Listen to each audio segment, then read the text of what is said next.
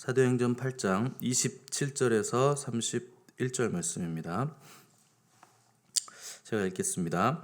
일어나 가서 보니 에디오피아 사람 곧 에디오피아 여왕 간다게의 모든 국고를 맡은 관리인 네시가 예배하러 예루살렘에 왔다가 돌아가는데 수레를 타고 선지자 이사야의 글을 읽더라.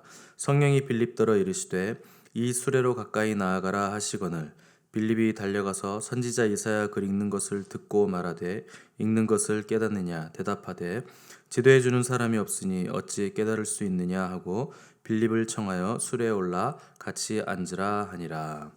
아멘. 함께 기도하시고 하나님 말씀 열겠습니다. 하나님 아버지 감사합니다. 우리를 사랑하시사 주의 백성 삼으시고 하늘문을 열어 날마다 은혜를 주시는 주님을 찬양합니다. 이 시간 말씀의 능력으로 임하여 주시옵소서. 예수님의 이름으로 기도드렸습니다. 아멘. 오늘은 말씀 앞에 머무는 삶, 말씀 앞에 머무는 삶이라 하는 제목으로 우리 하나님 말씀 함께 나누도록 하겠습니다.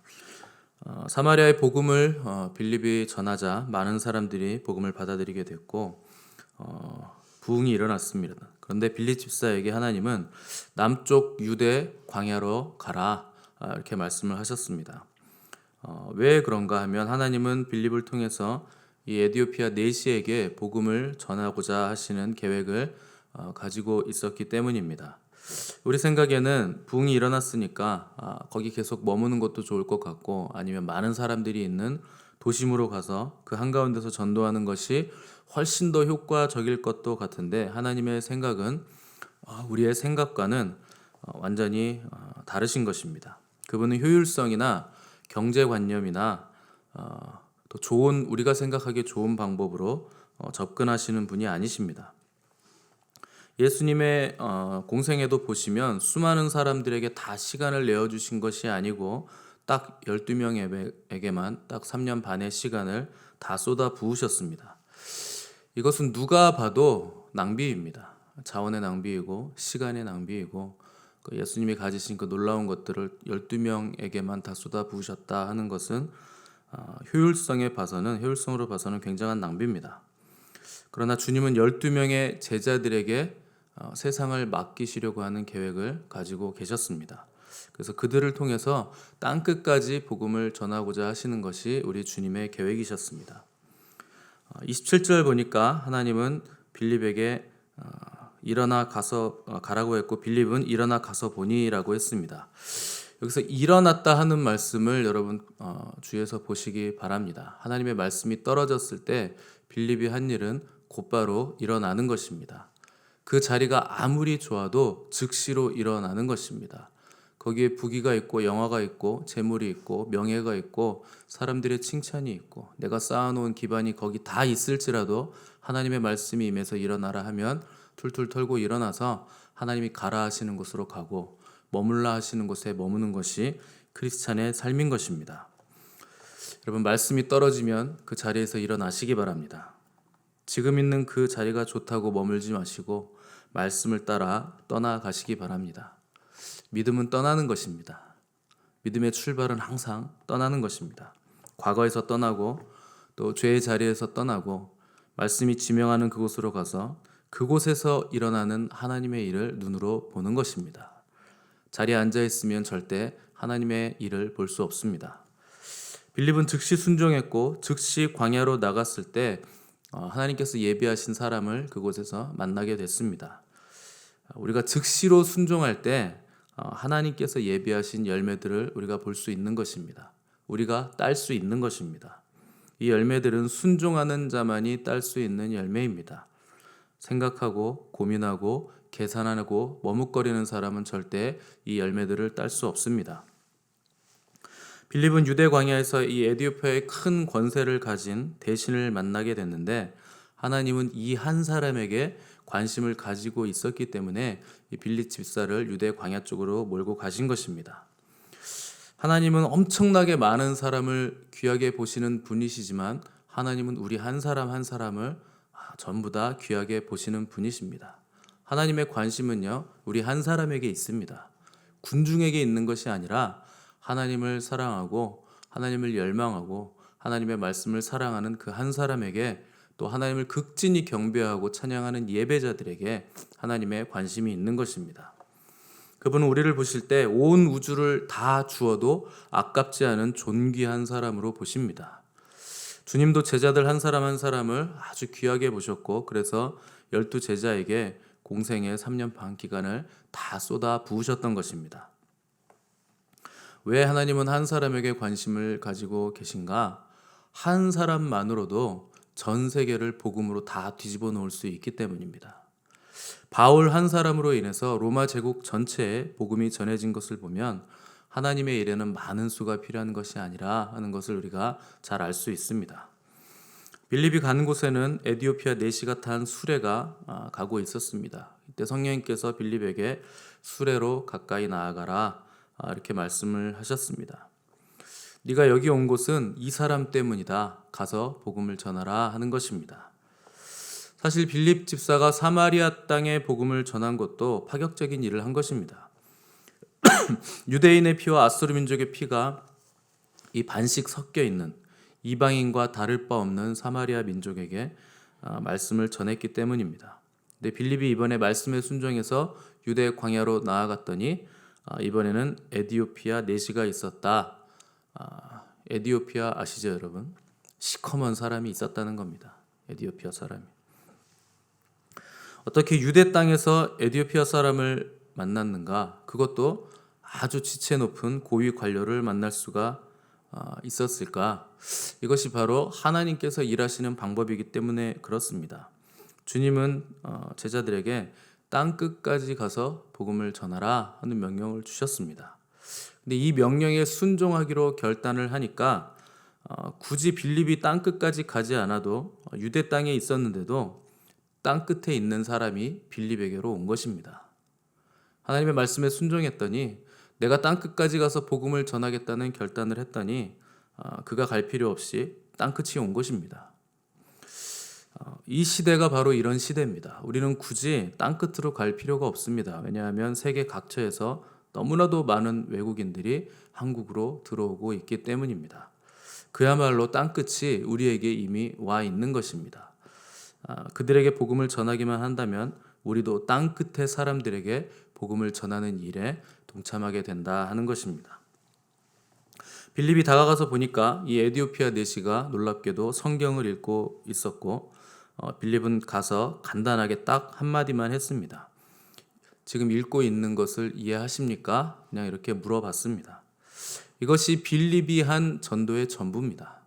이해하십니까? 전도라는 것은요, 복잡하고 거창한 게 아닙니다. 힘든 게 아닙니다. 그냥 상황에 맞게 성령님께서 이끄시는 대로 또 그 사람이 하고 있는 그 일을 보면서 그것에 관한 말을 한마디 던지는 것입니다. 그것이 전도입니다. 에디오피아 내시는 빌립의 이 말을 듣고 나서 지도해 주는 사람이 없으니 어찌 깨달을 수 있겠느냐 이렇게 하면서 빌립을 수레에 타라고 권했습니다. 이 사람은요, 이미 준비가 다 돼 있었던 사람입니다. 그냥 누가 가서 살짝 건드려 주기만 해도 복음을 영접할 준비가 다 끝난, 이미 하나님께서 작업을 다 해놓은 사람이었다 하는 뜻입니다. 전도란 뭔가 하나님이 미리 택하시고 부르시고 정하신 그 사람을 그냥 데려오는 것입니다. 아주 심플한 것입니다. 우리는 전도가 굉장히 어려울 거라고 생각하고 우리가 논리적으로 설득하고 설명해서 데려오는 것이라고 자꾸 생각을 하지만 그것은 우리의 착각입니다. 이미 성령님께서 그 사람 안에서 역사하시기 때문에 우리는 그냥 심플하게 복음을 전하기만 하면 됩니다. 전도란 하나님이 이미 다 익혀놓으신 열매를 그냥 따는 것입니다. 우리가 익히는 것이 아닙니다. 과일을 사람이 어떻게 익히겠습니까? 하나님께서 다 익혀놓으시면 우리는 그냥 가서 따기만 하면 되는 것입니다. 혹 우리가 따지 못하더라도 우리가 건넨 그 한마디가 심기우면 훗날 그 열매가 익었을 때 누군가는 우리가 심은 그 열매를 또 따게 되는 것입니다. 그러므로 만약 전도가 잘 된다면 교만할 이유가 전혀 없는 것이 누군가가 이미 옛날에 심어놓은 그 열매를 내가 지금 딴 것이기 때문입니다. 내가 열매를 익힌 것이 아닙니다. 누군가 심은 것을 하나님께서 다 키우시고 익히셔서 딸 때가 되어서 나를 통해서 수확만 하게 만든 것입니다. 그러므로 전도가 된다고 절대 교만할 필요가 없는 것입니다. 전도가 안 된다고 우리는 또 낙심할 필요도 없는 이유는 지금 딸 수 있는 열매가 아닐지라도 내가 지금 심어 놓으면 다른 사람이 훗날 그것을 딸 것이기 때문에 우리는 낙심할 필요도 없는 것입니다.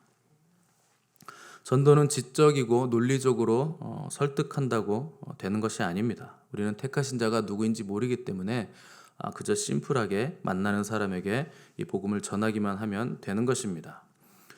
에디오피아 내시는 빌립이 다가와서 이해하고 있습니까? 이렇게 묻자 반색을 하면서 지도해 주는 사람이 없는데 이걸 어떻게 깨달을 수 있겠느냐? 너 올라타봐라 해가지고 빌립을 보는 순간 이 사람이 나에게 성경을 가르칠 수 있겠구나, 유대인이니까 가르쳐 줄 수 있겠구나 하면서 선생인 것을 알아보고서 술에 태운 뒤에 본격적으로 성경 공부를 하기 시작했습니다. 사람들에게는요, 말씀을 가르쳐 줄 수 있는 영적인 스승이 반드시 필요합니다. 혼자서 말씀을 읽고 혼자서 예수님 잘 믿는 사람도 있을 수는 있겠지만 거의 불가능합니다. 이 하나님의 말씀을 볼 수 있도록 영적인 시각을 열어줄 수 있는 선생님이 반드시 필요한 것입니다. 믿음은 들음에서 나며 들음은 그리스도의 말씀으로 말미암는 것입니다. 들음에서 난다 하는 것은 그 말씀을 들려주고 깨닫게 해주고 가르치는 자가 반드시 있어야 된다 하는 것입니다. 이 재미있는 것은 한 나라의 지체 높은 관료가 빌립 집사를 자기 옆자리에 동승할 수 있도록 올라타라고 허락을 해줬다는 것입니다.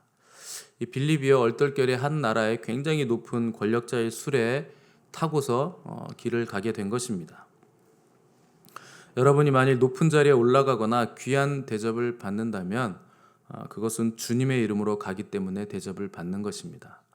하나님께서 아무나 그렇게 높이 세워주시는 것이 아닙니다.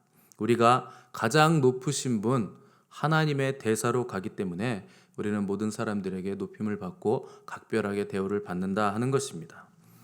내시는 고위 관료직에 있었지만 영적으로 겸손하게 빌립에게 가르침 받는 것을 부끄러워하지 않고 기뻐했습니다. 내가 누군데 너에게 뭘 배우겠냐, 이런 태도가 없었다 하는 것입니다. 누구에게든 납작 엎드려서 깊은 가르침을 얻을 수 있는 사람이 가장 지혜로운 사람입니다. 좋은 영적 스승을 만나게 되면 겸손하게 나의 삶으로 초대하고 또 시간을 투자하고 또 정성을 다해서 배우는 사람이 지혜로운 사람입니다. 저는 청년 때 말씀에 목숨을 거셨던 우리 스승 목사님을 만나서 3년 동안 가르침을 받았는데 하루에 4시간씩 성경을 같이 공부하면서 배웠습니다. 그때 읽고 공부하고 배운 말씀이 꿀보다 달았습니다. 청년 때에게 배웠기 때문에 열정적으로 배웠고 시간 가는 줄 모르고 공부하고 배웠습니다. 우리에게는요, 반드시 말씀을 잘 가르쳐주고 풀어줄 그 영적인 스승이 필요한 것입니다. 크리스찬은 말씀에 대한 열망이 있어야 됩니다. 에디오피아 내시는 율법상 언약의 자손이 될 수 없는 이방인이었습니다. 그럼에도 불구하고 이 사람은 먼 길을 찾아와서 예루살렘에 찾아와서 예배를 드리고 하나님을 만나고 자기 나라로 돌아갈 만큼 아주 헌신적인 예배자였습니다. 하나님은 자기를 찾는 자들에게 은혜를 주시고 자기의 말씀을 해석해 주시고 나타내 보이십니다. 이방인일지라도 하나님을 경외하고 사랑하면 하나님은 약속의 자녀로 인쳐주시는 아주 좋으신 아버지십니다. 이 에디오피아 내시가 성경을 읽고 있었다 하는 것은 이 사람이 성경 사본을 가지고 있었다는 뜻입니다. 당시에 성경은 두루마리로 된 성경이었는데 이 유대교의 서기관이 한자 한자 손으로 다 필사한 성경이었습니다.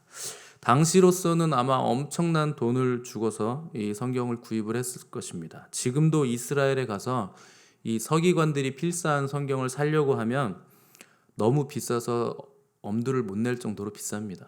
이 필사한 성경은 굉장히 비싸거든요. 근데 당시에 필사한 성경을 가지고 있었다 하는 것은 이 내시가 엄청난 재력가였다 하는 것을 알 수가 있습니다.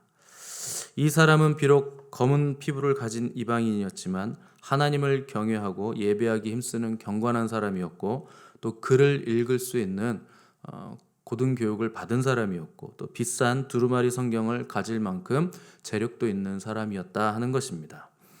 빌립이 술에 다가갔을 때 이 사람은 소리내서 성경을 읽고 있었기 때문에 빌립이 그 구절을 이해하느냐고 물어볼 수 있었다는 것입니다.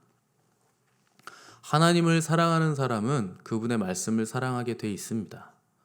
그리고 그 말씀을 주야로 읊조리고 또 외우고 묵상하게 돼 있습니다. 어떤 사람은 하나님을 사랑한다고 하면서 말씀은 사랑하지 않는 사람들이 있습니다. 또 기도는 많이 하는데 말씀을 읽지 않거나 혹은 말씀은 강조하는데 기도가 없는 사람도 있습니다. 그것은 한쪽 다리로 달려가겠다 하는 것과 같은 말입니다. 기도와 말씀은 항상 균형을 가져야 됩니다. 말씀은 우리의 방향성을 정해줍니다. 그리고 기도는 그 방향으로 나아갈 힘을 우리에게 제공해 줍니다. 그렇기 때문에 교회는 기도와 말씀으로 충만해야 하는 것입니다. 기도할 때는 또 말씀에 의지해서 우리가 기도해야 됩니다. 의미 없이 중언부언하는 기도를 계속하는 이유는 우리에게 말씀이 없기 때문에 그렇게 기도하는 것입니다. 또한 기도하는 것도 중요하지만 기도의 내용이 중요하기 때문에 우리의 기도는 말씀에 의지해서 기도해야 되고 또 말씀에 부합한 기도를 해야 되는 것입니다. 또 반대로 말씀의 능력이 있으려면 반드시 기도가 뒷받침이 돼야 됩니다. 사탄은 말씀과 기도의 균형을 가진 성도를 두려워하고 무서워하게 돼 있습니다. 그러므로 말씀과 기도의 균형 잡힌 신앙생활이야말로 가장 강력한 힘과 능력을 발휘하는 신앙생활이라고 할 수 있는 것입니다. 많은 성도들이 기도와 말씀이 중요하다는 것은 다 알고 있습니다. 기도도 꾸준히 해야 되고 말씀도 꾸준히 읽어야 된다, 묵상해야 된다, 또 연구하고 배우고 공부해야 된다 하는 것 다 알고 있습니다. 그런데 그렇게 하지 못하고 있습니다. 왜 그럴까요? 일이 바빠서, 피곤해서, 시간이 없어서 이 기도와 말씀을 포기하고 그냥 자기의 힘과 능력으로 삶을 그냥 살아가고 있는 것입니다. 지름길을 놔두고 굳이 먼 길을 돌아가는 것입니다. 빨리 갈 수 있는데 아주 멀리 빙 돌아서 가는 것입니다. 어차피 크리스찬은 말씀 앞에 다시 서야 됩니다. 그리고 기도의 자리로 돌아가셔야 됩니다. 시작은 누구나 할 수 있습니다. 그러나 끝까지 지속하는 사람을 찾아보기는 매우 드뭅니다.